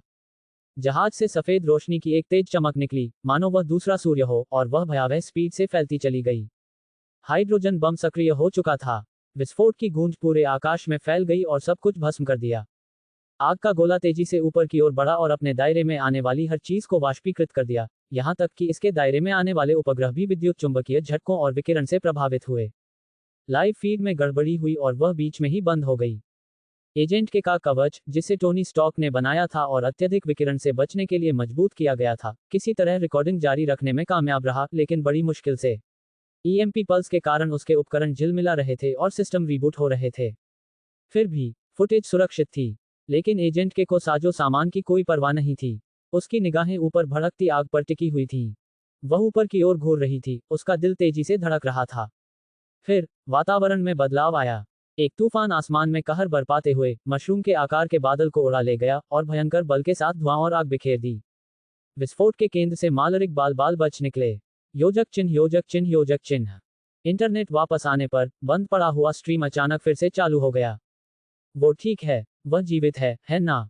वह ठीक ही होगा। भगवान सुपरमैन को तो नहीं ले जाएंगे। वह हम में से ही एक है, वह हमारे वतन का रहने वाला है, हमारा हीरो। उस राष्ट्रवादी बकवास को बंद करो। उसने अभी अभी दुनिया को बचाया है। मैंने तुमसे कहा था कि वह इससे बच नहीं पाएगा। वह एक इंसान से कहीं बढ़कर है। वह पवित्र आत्मा का पुनर्जन्म है। वह भविष्य है। टिप्पणियां उन्मत्त, हताश, आशापूर्ण और आक्रामक थीं। इंटरनेट का प्रवाह फिर से बाधित हो गया। फिर होम पेज गायब हो गया। चारों ओर दहशत फैल गई। कुछ लोगों का मानना था कि सुपरमैन की मृत्यु हो गई है। इंटरनेट पर शोक की लहर दौड़ गई। शील्ड मुख्यालय में पीएस भी रुक गया और स्क्रीन को काला होते हुए देखने लगा। वह एक पल के लिए चुप खड़ा रहा, फिर जोर से हंस पड़ा। लेकिन कुछ मिनट बाद एक नया वीडियो सामने आया। Rising tide, Superman Returns. लाखों लोगों ने क्लिक किया। और तब ये खुशी पूरी दुनिया में फैली। वह जीवित है। वह पूरी तरह से सुरक्षित है। हे भगवान, वह सचमुच सुपरमैन है। शहरों और समय क्षेत्रों में लोग सड़कों पर उमड़ पड़े। अजनबी गले मिले। पड़ोसी एक साथ रोए। वारसो में प्रतिक्रिया अभूतपूर्व थी। हाथ हवा में उठे, कठोर हाथों वाले, कोमल हाथों वाले, युवा, बूढ़े, साफ काले या स्याही या तेल से सने हुए हाथ। उन सभी ने मुट्ठी, झंडे, फोन, जो कुछ भी उनके पास था, सब कुछ उठाया और चिल्लाने लगे। Superman, Superman. जयकारे गड़गड़ाहट की तरह गूंज रहे थे। लोग नाचने लगे, चिल्लाने लगे, घुटनों के बल गिर पड़े, फूट फूट कर रोने लगे। खुशी, कृतज्ञता और विस्मय की भावना बिजली की तरह सड़कों पर दौड़ गई। वे जीवित थे, वे बच गए थे, और दुनिया कभी नहीं भूलेगी कि उन्हें किसने बचाया। योजक चिन्ह, योजक चिन्ह, योजक चिन्ह। खुशी और उत्सव आम लोगों के अधिकार क्षेत्र में आते हैं, लेकिन हाइड्रा के लिए, और यहां तक कि प्रमुख विश्व शक्तियों के शीर्ष अधिकारियों के लिए भी, 10 मिलियन टन की क्षमता वाले परमाणु विस्फोट से सुपरमैन का बिना किसी नुकसान के बच निकलना अचानक हुई बिजली की कड़क की तरह था। मानवता का सबसे भयानक हथियार भी उसे छू नहीं सका। अब सुपरमैन पृथ्वी पर जो चाहे कर सकता था। उसे नियंत्रित करने के लिए वे केवल नैतिकता और भावनाओं जैसी अमूर्त परसेप्शनों पर ही भरोसा कर सकते थे। लाइव स्ट्रीम तुरंत बंद कर दी गई, लेकिन सभी प्रमुख देशों के उपग्रह अभी भी निगरानी कर रहे थे। वह पृथ्वी के वायुमंडल की सीमा के ठीक ऊपर तैर रहा था, और जैसे ही ऊपर से ली गई तस्वीरों में उसकी शांत आकृति दिखाई दी, देखने वालों के दिल बैठ गए। शील्ड मुख्यालय में निदेशक अलेक्जेंडर पियर्स का चेहरा भय से काला पड़ गया। कुछ अन्य लोग भविष्य से भयभीत थे। पियर्स को भय था कि अब उसका कोई भविष्य नहीं बचा है।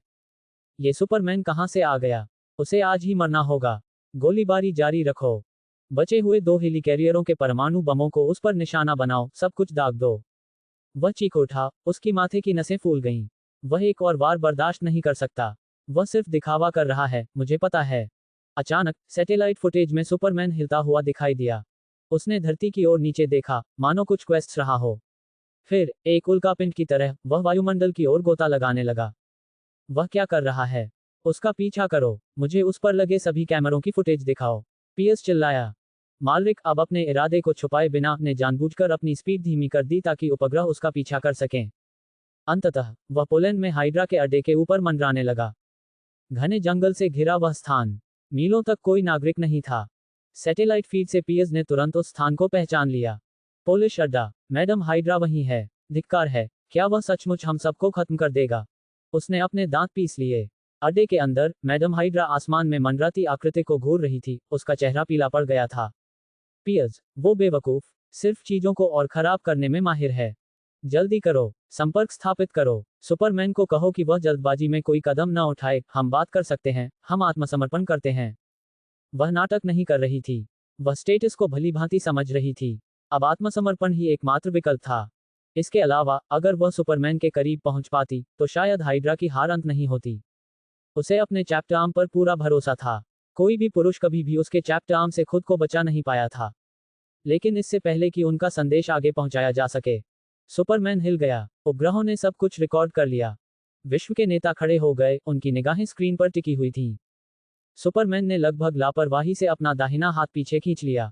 ऐसा लग ही नहीं रहा था कि वह ताकत जुटा रहा है, बल्कि ऐसा लग रहा था जैसे वह गेंद फेंकने से पहले अपनी बाइसेप्स को फ्लेक्स कर रहा हो। फिर अचानक उसने मुक्का मार दिया। उसकी आकृति स्क्रीन पर ऐसे कौंधी जैसे वह टेलीपोर्ट हो गया हो और किसी के प्रतिक्रिया करने से पहले ही वार हो गया। बूम! इसका प्रभाव किसी स्थानीय प्रलय के समान था। उपग्रहों ने उस मौके को बेहद स्पष्टता से रिकॉर्ड किया। हाइड्रा के आधार के नीचे की धरती उल्कापिंड से टकराने पर चूर चूर चट्टान की तरह बिखर गई। सुपरमैन से हर दिशा में फैलती हुई भूकंपीय तरंगें जमीन को चीरती हुई आगे बढ़ीं। सैकड़ों, हजारों, दसियों हजारों मीटर दूर तक जमीन चकनाचूर हो गई, धंस गई और फट गई। एक सेकंड बाद मलबा और धुआं हवा में फैल गया और अदृश्य शॉकवेव ने जमीन को संकेंद्रित वृत्तों में समतल कर दिया। हाइड्रा का अड्डा, जो कभी एक मजबूत गढ़ हुआ करता था, सुनामी की लहर के नीचे कागज की तरह ढह गया। और यह सब पलक झपकते ही हो गया। जब तक ज्यादातर दर्शकों ने पलक झपकाई, तब तक स्क्रीन पर धुएं के सिवा कुछ नहीं बचा था। मलबे का बादल हर दिशा में 10 किलोमीटर तक फैला हुआ था। इसकी शॉकवेव अकेले ही एक मध्यम आकार के हाइड्रोजन बम से कहीं अधिक विनाशकारी है। किसी ने सूखे गले से बुदबुदाते हुए कहा। ये तो उसकी पूरी ताकत भी नहीं थी। मैंने आंकड़ों का एनालिसिस किया है, उसकी अधिकतम स्पीड 100 मील प्रति सेकंड से अधिक थी, लेकिन उस मुक्के की स्पीड केवल 11 मील प्रति सेकंड थी। अगर वह पूरी ताकत लगाता तो यह एक और तुंगुस्का स्तर का मुकाबला होता। एक शोधकर्ता ने फुसफुसाते हुए कहा, यह कोई इंसान नहीं है, ये तो भगवान है। अब पृथ्वी उसी की है। दूसरे ने भावहीनता से कहा। अजेय रक्षा, अदम्य शक्ति और इतनी तेज स्पीड की आंखें उसका पीछा नहीं कर सकती। कोई भी हथियार उसे रोक नहीं सका। अचानक स्क्रीन पर दिख रहे बादल को चीरती हुई एक तूफानी हवा चली। सुपरमैन ने मलबे को उड़ा दिया था। वह उस स्थान के ऊपर मंडरा रहा था जहां कभी हाइड्रा का पोलिश अड्डा हुआ करता था। अब वह एक धधकते हुए गड्ढे में तब्दील हो चुका था। 5 किलोमीटर के दायरे में जमीन कई मीटर तक धंस गई थी। नुकीली चट्टानें, बिखरे हुए मलबे और झुलसे हुए पत्थर हर दिशा में फैले हुए हैं। ऐसा लग रहा था मानो सचमुच कोई उल्कापिंड पृथ्वी से टकराया हो। अब कहने के लिए कोई शब्द नहीं बचे थे। बस एक ही शब्द बचा था, तबाही। वैश्विक नेता उस मंडराते हुए व्यक्ति को घूर रहे थे, जिसका लबादा हवा में लहरा रहा था, और वह उस मलबे का जायजा ले रहा था जो कभी हाइड्रा हुआ करता था। आधार का कोई निशान नहीं बचा था। कोई शब्द नहीं मिला। ऐश नहीं। वह एक सर्जिकल ब्लेड का इस्तेमाल कर सकता था, लेकिन इसके बजाय उसने एक युद्ध हथौड़ा चुना। उन्होंने माथे से पसीना पोंछा और अविश्वास से बुदबुदाए, ये सब एक हाइड्रा अड्डे के लिए। भय ने उनके दिलों को फंदे की तरह जकड़ लिया था। सुपरमैन ने हाथ जोड़कर सिर हिलाया, संतुष्ट होकर। आधार को अलग रखा गया था, प्रदर्शन के लिए बिल्कुल उपयुक्त। उन्होंने अपनी बात कह दी थी। फिर वह तेजी से ऊपर की ओर गया और सभी सैटेलाइट फीड से गायब हो गया। योजक चिन्ह, योजक चिन्ह, योजक चिन्ह। शील्ड मुख्यालय में पियर्स अपनी कुर्सी पर गिर पड़ा। ये तो पागलपन है, उसने बुदबुदाते हुए कहा। पूरी दुनिया पागल हो गई है। वह सचमुच सुपरमैन है और हमारे पास क्रिप्टोनेट नहीं है। वह स्क्रीन को खाली निगाहों से घूर रहा था, सदमे से उसका शरीर अकड़ गया था। महज 1 घंटे पहले वह पूरे आत्मविश्वास से भरा हुआ था, हाइड्रा को वैश्विक वर्चस्व की ओर ले जाने के लिए तैयार था। अब सुपरमैन, जिसे उसने एक मजाक समझा था, ने उसके पूरे अभियान को धूल में मिला दिया था। हाइड्रा का अंत हो चुका था, और उसका भी, लेकिन वह इसे स्वीकार करने को तैयार नहीं था। पुराने पेड़ की छाल की तरह झुर्रियों से भरा उसका चेहरा लड़खड़ाते हुए अपने पैरों पर खड़ा हुआ और बाकी बचे हेलिकैरियरों से जुड़ गया। इस दौरान उसका चेहरा फड़क उठा। सैन फ्रांसिस्को और सोकोविया पर हमला करो। सब कुछ लॉन्च करो। सभी हाइड्रोजन बमों को विस्फोटित करो। वह अपना मानसिक संतुलन खो बैठा था। उसने सब कुछ दांव पर लगा दिया था और हार गया। उसके अंदर का जुआरी सब कुछ जला देना चाहता था। अलेक्जेंडर पियर्स, क्या तुम पागल हो गए हो? ये लाखों जिंदगियों का सवाल है। प्रतिनिधियों में से एक ने चिल्लाकर कहा।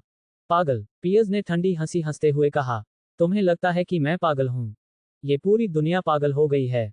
ऊपर बैठा वह सुपरमैन सबसे बड़ा पागल है। वह उद्धारकर्ता बनना चाहता है। ठीक है, चलो देखते हैं कि वह एक साथ 2 शहरों को कैसे बचाता है। मैं उसे दुनिया का बादशाह बनाऊंगा। अगर वह मेरे हमलों से बच सका तो। वह हंसने लगा, पहले धीरे से, लगभग रोने की तरह। फिर आवाज तेज होती गई, उन्मादपूर्ण, खाली कमरे में गूंजती हुई। दीवार से बंधे विदेशी प्रतिनिधि केवल सुन सकते थे, उनके चेहरे पीले पड़ गए थे। पियर्स का मानसिक संतुलन बिगड़ गया था। निक फ्यूरी द्वारा अतीत में उसे हराने पर भी वह टूटा नहीं था, क्योंकि तब वह अपने दुश्मन को अच्छी तरह जानता था। ये बात तर्कसंगत थी। लेकिन अब, सब कुछ अराजकता जैसा लग रहा था। हाइड्रा का पर्दाफाश अचानक हो गया। उनकी तकनीक पर कब्जा कर लिया गया। और सुपरमैन, एक अनजान खिलाड़ी, अचानक दुनिया का सबसे शक्तिशाली प्राणी बन गया। पियर्स को यह भी समझ नहीं आ रहा था कि वह किससे लड़ रहा है। ऐसा लगा मानो फेट ही हाइड्रा के खिलाफ हो गया हो। उन्हें कोई उम्मीद नहीं थी, इसलिए उसने पागलपन को चुना। अगर उसे हारना ही था, तो वह पूरी दुनिया को अपने साथ ले जाएगा। अगर यह डीसी यूनिवर्स होता, तो शायद वह अब तक सचमुच जोकर बन चुका होता। अंडरस्को अफसोस की बात है कि यह मार्वल की फिल्म थी। यहाँ, आप चाहे कितने भी पागल क्यों न हो, ये काफी नहीं था। आपको एक दुखद अतीत चाहिए था। एक बिखरा हुआ बचपन, ऐसे दोस्त जिन्हें आपने अपने हाथों से दफनाया हो। तभी ब्रह्मांड आपको शक्ति प्रदान करेगा। पियर्स जैसे लोग, जो स्थिर, विशेषाधिकार प्राप्त और आरामदायक स्टेटस में थे, उनकी हार निश्चित थी। बिल्कुल अभी की तरह, उसने अभी अभी एक पागलपन भरा फैसला लिया था, परमाणु हथियार दागने की तैयारी करना। शील्ड के सम्मेलन कक्ष की फर्श से छत तक फैली खिड़कियां पल भर में चकनाचूर हो गईं। दर्जनों काली आकृतियां अचानक प्रकट हुईं, उनके साथ कांच की रेन होने लगी। वे प्रभाव के बल को अवशोषित करने के लिए लुढ़कीं, फिर सटीकता से ऊपर उठीं। सूरज की रोशनी उनका पीछा कर रही थी, टूटी खिड़कियों से छनकर अंदर आ रही थी और टूटे हुए कांच के टुकड़ों और पॉलिश की हुई टाइलों को रोशन कर रही थी। उन्होंने काले रंग के कपड़े पहने थे, चिकने सूट, सिले सिलाए कपड़े, यहाँ तक कि ननों की पोशाकें भी। कुछ ही सेकंड में उन्होंने कमरे के चारों ओर एक घेरा बना लिया। हाइड्रा के एजेंट घुसपैठ की सूचना मिलते ही तुरंत अंदर घुस गए। लेकिन उनका सामना गोलीबारी से हुआ। काले कपड़े पहने महिलाएं विचित्र सुंदरता के साथ आगे बढ़ रही थीं। उनकी पिस्तौलें मानो उनके अंगों का ही हिस्सा थीं। प्रत्येक गोली बड़े ही सलीके से दागी गई। जैसे काले गुलाब खिलते हैं, ठंडे, अंतिम, अपनी घातकता में सुंदर। हर गोली मौत का एक खामोश चुंबन थी। 1 मिनट से भी कम समय में, अंदर प्रवेश करने वाला हर हाइड्रा एजेंट मृत पड़ा था। जैसे ही कमरा फिर से शांत हो गया, लड़कियों ने अपनी अभी भी धुआं निकल रही पिस्तौलों को घुमाया और एक साथ उन्हें म्यान में रख लिया। तभी बंधकों को उनके चेहरे साफ साफ देखने का मौका मिला। वे युवा थे, किशोर थे, ज्यादा से ज्यादा 20 साल के आसपास। वर्दी एकदम साफ सुथरी, हरकतें तेज, चेहरे पर कोई भाव नहीं। हर लड़की में खामोश खतरे और घातक सुंदरता का भाव था। तुम कौन हो? पियर्स पीछे की ओर लड़खड़ा गया। ये शील्ड की सबसे ऊपरी मंजिल थी, दर्जनों मंजिल ऊपर। वे अंदर आए कैसे थे? एक लड़की, जिसने एक आकर्षक काली गाउन पहनी हुई थी, आगे बढ़ी और उसके पैर में लात मार दी। उसकी पिंडली चटक गई, हड्डी साफ तौर पर टूट गई और जब उसने उसका चेहरा फर्श पर पटका तो वह चीख उठा। मेन इन ब्लैक, उसने शांत भाव से कहा। योजक चिन्ह, योजक चिन्ह, योजक चिन्ह। जब शील्ड के भीतर हाइड्रा का सफाया किया जा रहा था, उसी दौरान सैन फ्रांसिस्को और सोकोविया के ऊपर मौजूद हेलिकैरियर पर हमला हुआ। हालांकि दोनों अभियानों का लक्ष्य एक ही था, लेकिन उनके पीछे की ताकतें अलग अलग थीं। सैन फ्रांसिस्को में, काले रंग के कवच पहने हुए कुछ सैनिकों ने हेलिकैरियर पर धावा बोल दिया। कुछ लोगों ने अत्याधुनिक हथियारों से गोलीबारी शुरू कर दी।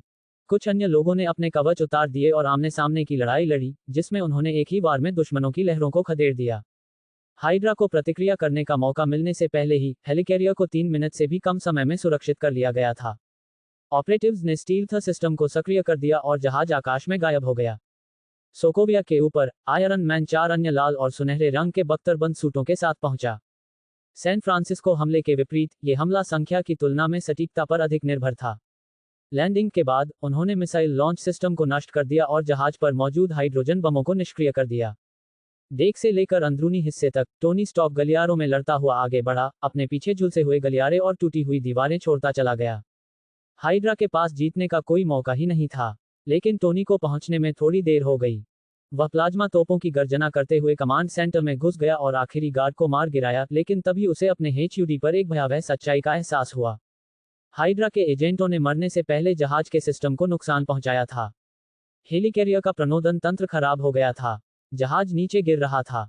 टोनी की आंखें चौड़ी हो गईं। वह तेजी से डेक पर पहुंचा और विशाल प्रोपेलरों की जांच करने लगा। चारों नीचे गिर गए थे। जाविस, उड़ान प्रणालियों को स्कैन करो। क्या हम स्थिर हो सकते हैं? ऊंचाई 1000 मीटर से कम है, महोदय। मैं तत्काल बाहरी सहायता की सिफारिश करता हूं।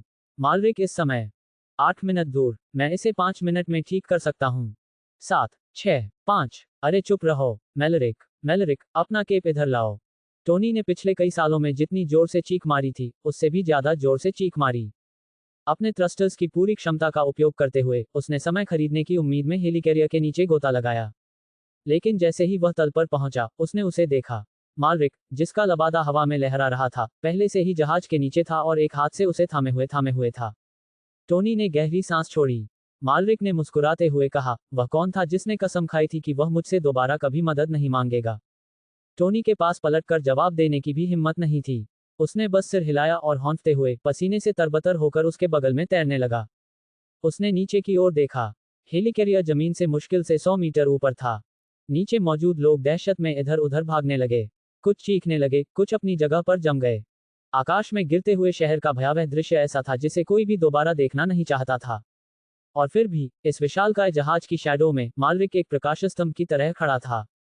नीचे खड़े लोगों की नजरों में वह सिर्फ एक उद्धारकर्ता नहीं था, वह उम्मीद का साकार रूप थे। सब लोग, मालरिक ने बुलंद आवाज में कहा, खतरा टल गया है। आप सब सुरक्षित हैं। उसने एक हाथ से हेलिकैरियर को ऊपर उठाया और धीरे धीरे उसे ऊपर की ओर ले गया। टोनी कांपते हुए अंगों के साथ उसके बगल में उठ खड़ा हुआ।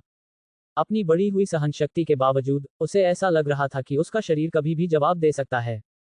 जहाज पर मौजूद मिसाइलें, अगर वे टकराने पर फट जाती, हजारों लोग मारे जाते, शायद इससे भी ज्यादा। उस एहसास का बोझ उस पर आ पड़ा। पहली बार टोनी स्टॉक को वास्तव में समझ आया कि मैलरिक ने रेजिडेंट ईविल की दुनिया में क्या झेला था, अपनी बनाई हुई चीज को प्रलय की ओर बढ़ते हुए देखना। अगली बार मुझे ज्यादा सावधान रहना होगा, टोनी ने बुदबुदाते हुए कहा। अब और लापरवाही नहीं। लेकिन स्वाभाविक रूप से वह आखिरी बात कहने से खुद को रोक नहीं सका। और स्पष्ट कर दूं, यह मदद मांगने जैसा नहीं था। यह सहयोगात्मक तात्कालिक रचना थी। खुद को यही समझाते रहो, मैलरिक ने हेलिकैरियर को आर्कटिक की ओर उड़ाते हुए कहा। जल्द ही तुम फिर से भीख मांगने आओगे। वह जहाज बर्फीले समुद्र के ऊपर एक विशाल डिनर प्लेट की तरह मंडरा रहा था। मालरिक ने इसे धीरे से एक निर्जन द्वीप पर उतारा। एक पुरस्कार, जिसका दावा किया गया। जाने से पहले उसने सोकोविया पर आखिरी बार नजर डाली। हाइड्रा का अड्डा लगभग वीरान हो चुका था। बैरन स्ट्रकर, जो स्पष्ट रूप से पियर्स से कहीं अधिक चतुर था, हालात बिगड़ते ही भाग गया था। मालरिक ने अपनी भौहें उठाईं और टोनी की ओर मुड़ गया। अब आपको समझ में आ गया होगा कि मैंने आपको रेजिडेंट ईविल की दुनिया से सीरम का फॉर्मूला क्यों नहीं दिया। उन्होंने जवाब का इंतजार नहीं किया। आप गलती से ही ग्रह को उड़ा देंगे। टोनी ने आह भरी। मैं पूरे ग्रह को नहीं उड़ाऊंगा, शायद सिर्फ उसके एक हिस्से को। मार्वल की दुनिया में टोनी स्टॉक अक्सर वह व्यक्ति होता था जो माचिस की तीली को पेट्रोल के बहुत करीब रखता था। मालरिक उसे ऐसी कोई चीज देने वाला नहीं था जिससे पूरी दुनिया जलकर ऐश हो जाए। बेशक टोनी को भी मालरिक के बारे में इसी तरह की चिंताएं थीं, क्योंकि उसका अपना भी अतीत रहा था। इसलिए दोनों ने एक समझौता किया, मुख्य दुनिया में कोई वायरस नहीं, कोई जैविक हथियार नहीं, कोई राक्षस नहीं। कभी मेरी मंशा अच्छी थी, टोनी ने जोर देकर कहा। बिल्कुल, बिल्कुल वैसे ही जैसे बैटमैन अपने पहले मिशन पर खिड़की से मुंह के बल गिरा था। अरे, कम से कम मेरी पीठ में मोच तो नहीं आई। तुम्हारी तरह नहीं, मिस्टर सुपरस्पाइन। उन्होंने एक दूसरे को देखकर मुस्कुराया और जमी हुई समुद्र पर सूरज की रोशनी को प्रतिबिंबित होते हुए देखा। मालरिक मुड़ा। क्या तुम न्यूयॉर्क आ रहे हो? शेरी को अब तक स्कूल से निकल जाना चाहिए था। टोनी हिचकिचाया, फिर उसने सिर हिलाया। हाँ, 2 हफ्ते हो गए हैं। मैं उससे मिलने जाऊंगा। दोनों साथी योद्धाओं की तरह आकाश में उड़ गए और बादलों में विलीन हो गए। अंडरस्को।